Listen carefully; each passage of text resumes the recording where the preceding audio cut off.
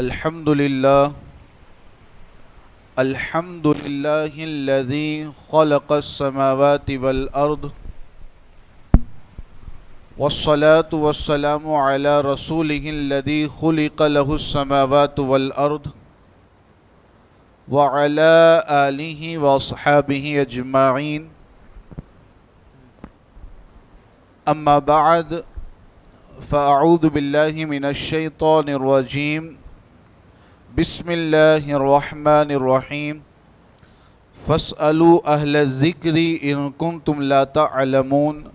صدق الله العظيم وبلغنا رسوله النبي الأمين المكين الكريم.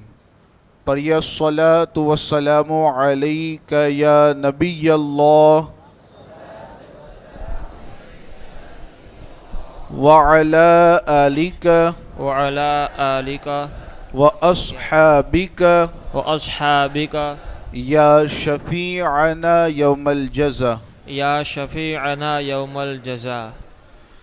آئیے بغیر کسی تمہیدی گفتگو کے جو سلسلہ سوالات چل رہا ہے، یعنی حج سے متعلق ضروری سوالات کیے جا رہے ہیں، اسی سلسلے کو آگے بڑھاتے گئے توجہ کے ساتھ آپ محفل میں شریک رہیں. السلام علیکم ورحمۃ اللہ تعالی وبرکاتہ. وعلیکم السلام. حضرت کی بارگاہ میں پہلا سوال یہ ہے کہ طواف کرنے کا طریقہ کیا ہے؟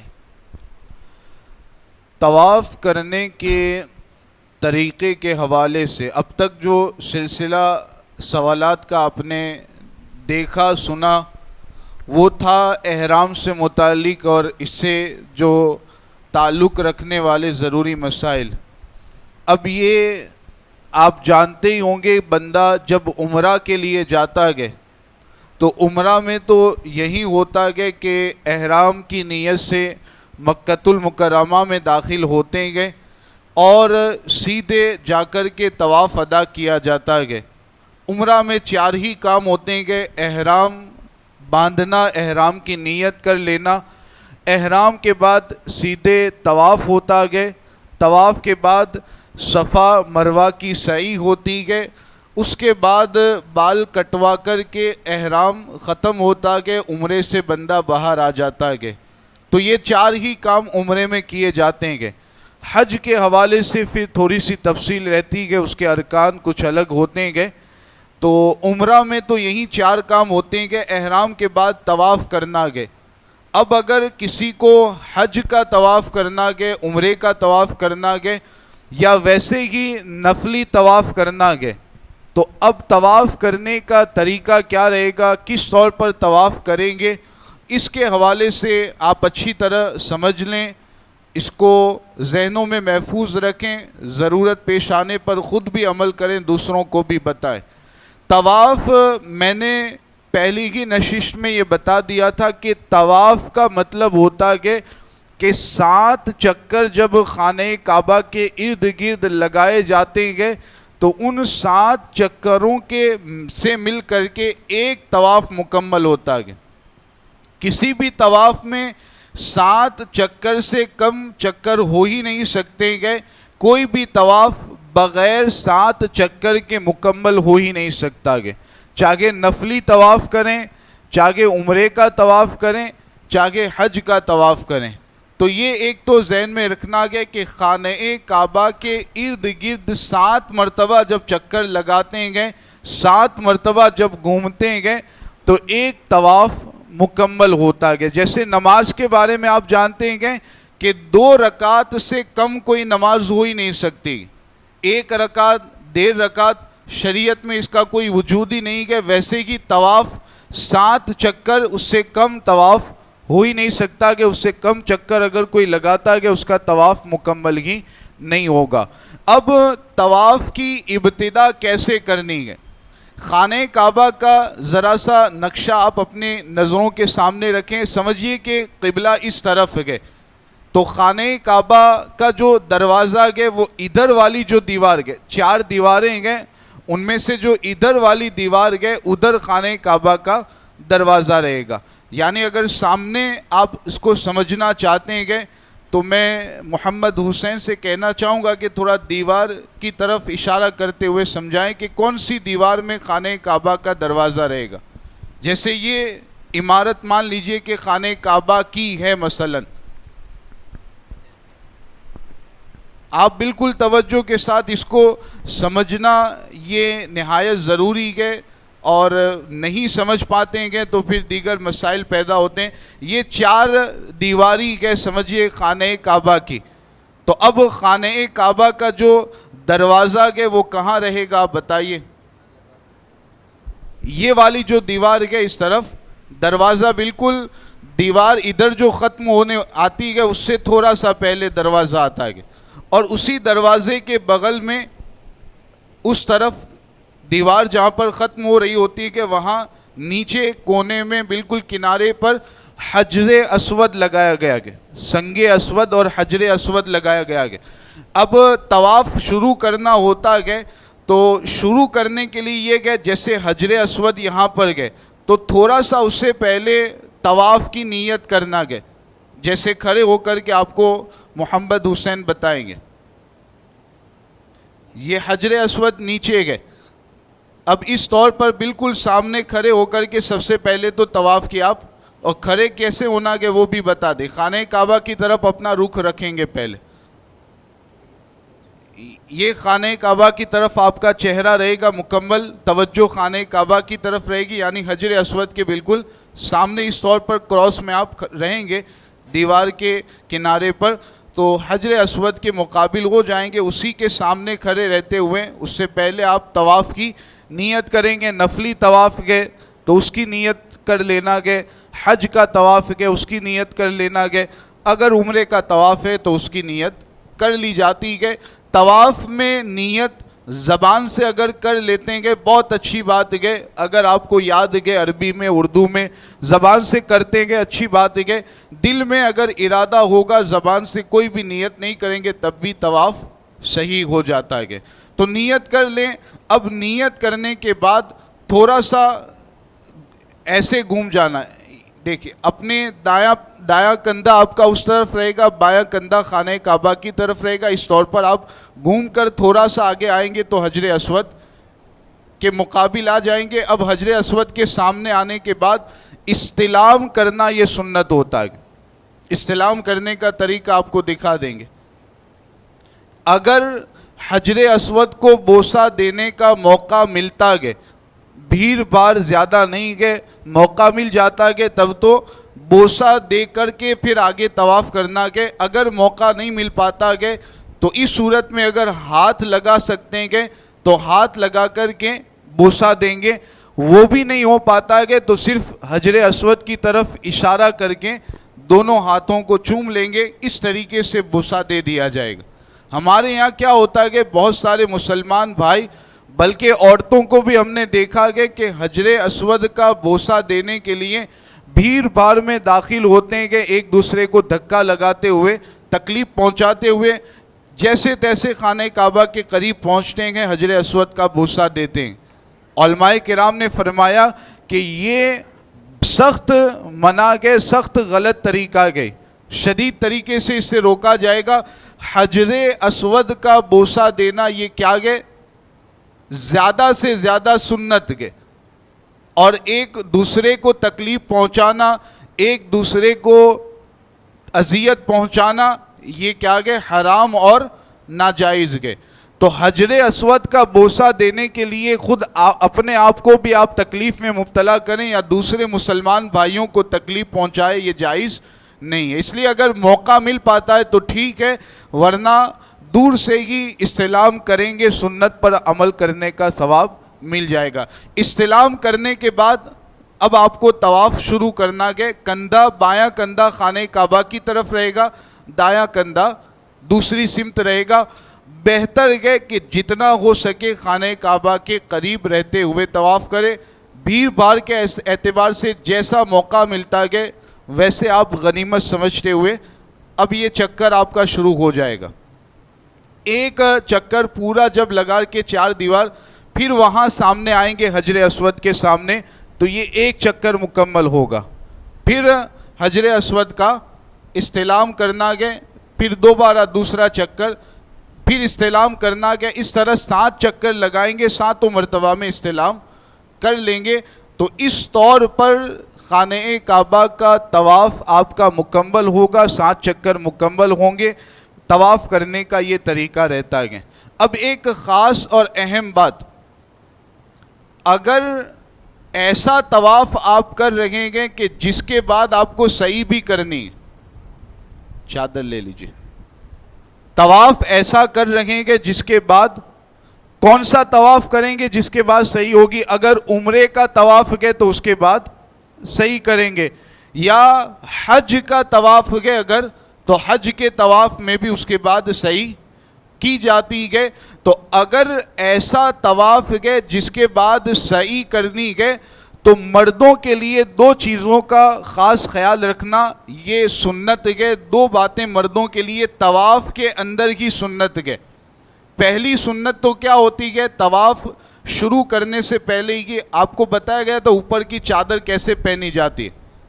تو اگر طواف کے بعد صحیح کرنا گئے تو مرد کے لیے کیا گئے, چادر کو اس طریقے سے پہننا گئے کہ دایاں کندھا اس کو باہر نکالنا گئے, نیچے سے چادر کا کنارہ نکال کر کے اس کو اوپر ڈالیں گے.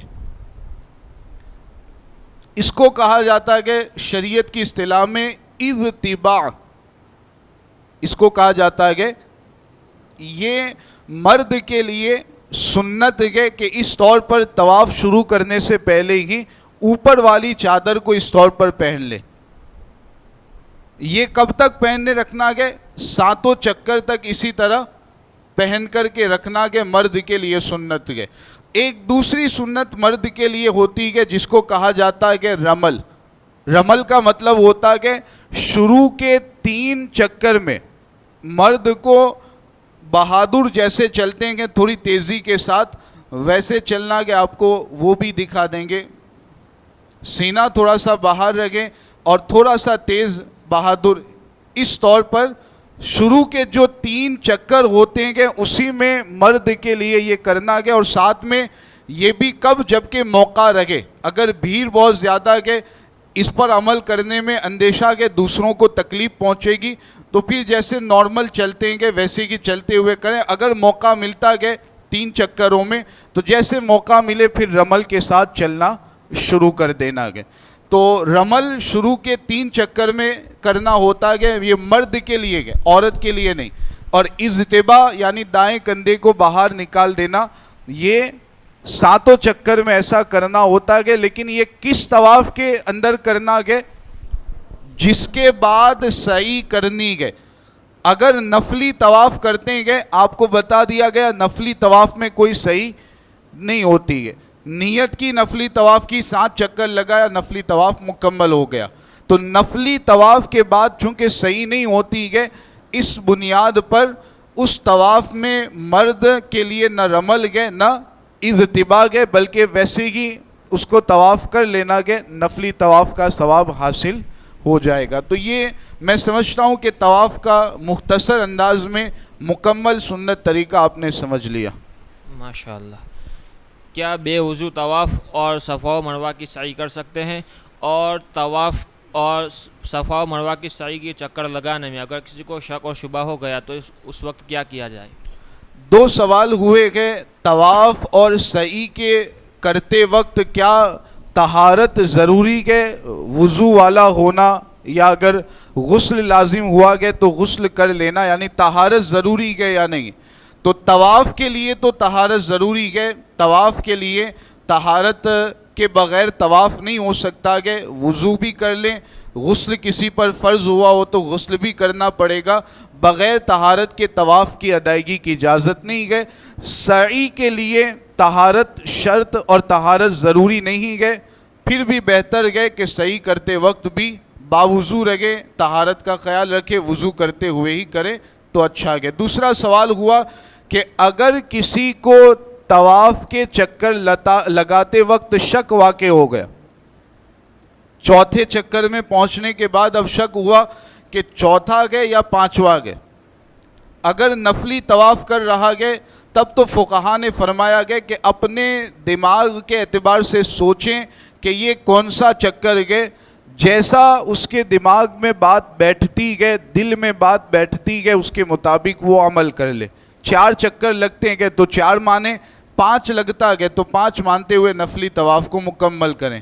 لیکن اگر واجب طواف گئے یا پھر حج کا جو طواف ہوتا ہے فرض طواف، اگر ایسا طواف گئے اس میں شک واقع ہوا کہ اگل بغل میں کوئی بتانے والا بھی موجود نہیں ہے، اگر بتانے والا عادل شخص ہے جس کی بات کا ہم اعتبار کر سکتے ہیں کہ وہ اگر ایک بندہ یا 2 بندے بتانے والے ہیں تب تو ان کی بات مان لی جائے گی، وہ کہتے ہیں 3 چکر تو 3 مانیں گے، 4 کہتے ہیں 4 مانیں گے۔ لیکن کسی کی توجہ ہے نہیں، کوئی نہیں بتا پائے گا، ایسی حالت ہے تو اب فقہائے کرام نے فرمایا کہ چونکہ واجب طواف گئے، فرض طواف گئے، تو اس میں مناسب یہی ہے کہ پھر سے طواف شروع کرے، پھر سے 7 چکر لگا لیں تاکہ کسی طرح کا کوئی شک اور شبہہ واجب یا فرض کی ادائیگی میں باقی نہ رکھے۔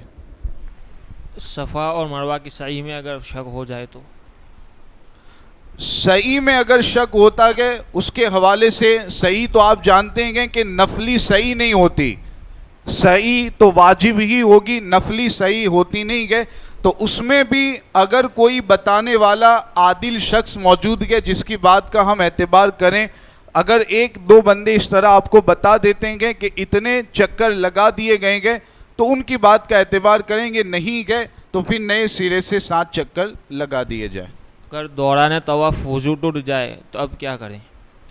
دوران طواف یہ ایک اہم سوال ہے، چکر لگانا آپ نے شروع کیا، 3 چکر لگائے اس کے بعد وضو ٹوٹ گیا، یا تیسرا بھی مکمل نہیں ہوا کہ اس سے پہلے ہی وضو ٹوٹ گیا، تو اس صورت میں کیا کرنا گئے؟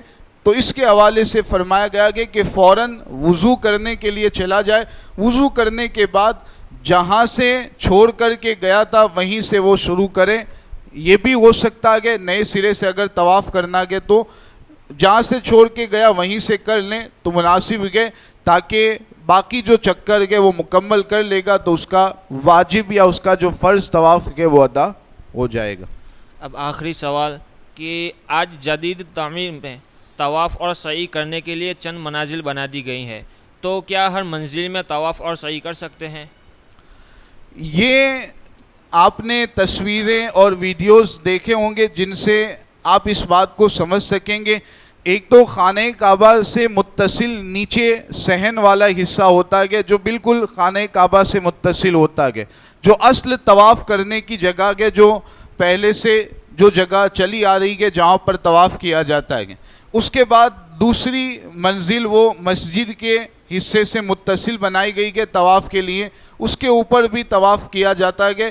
تو یہ جو الگ الگ جگہیں اوپر بنائی گئی ہے، ایسے ہی سعی کا معاملہ ہے، ایک اس کے اوپر دوسرا راستہ، اس کے اوپر تیسرا، اس طرح ایک کے اوپر ایک سعی کرنے کے لیے جگہ اور راستے بنائے گئے ہیں۔